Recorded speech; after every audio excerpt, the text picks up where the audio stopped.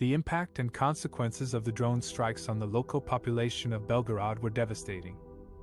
The residents of the border district of Belgorod had to flee their homes and move to temporary housing after a raid by anti-Putin militias from Ukraine.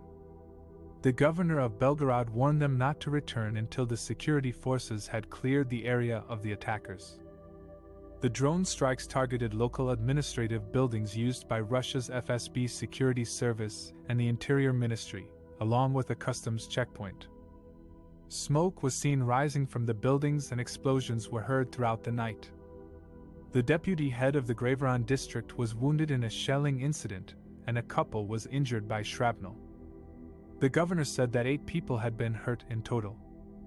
The drone attacks were a rare occurrence on the Russian side of the border, where such scenes have become common in Ukrainian cities and towns attacked by Russia. The cross-border raid was carried out by 2 militias whose leaders say they are Russians seeking to liberate the country from Vladimir Putin.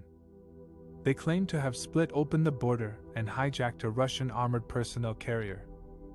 The drone strikes and the fighting in Belgorod were seen as a potential diversion tactic by the Ukrainian army, which is preparing for a counteroffensive against the Russian invasion. The Belgorod region has been repeatedly shelled since the start of the war, killing dozens of people. In April, a Russian fighter jet accidentally dropped ammunition over the city of Belgorod, causing more damage and casualties. The drone strikes and the fighting in Belgorod have left a lasting impact on the local population, who have suffered from fear, anxiety, trauma, and loss. Many have lost their homes, their belongings, their livelihoods, and their loved ones. They have witnessed violence, destruction, and death on their doorstep. They have lived under constant threat and uncertainty. They have been dragged into a war that they did not want or choose.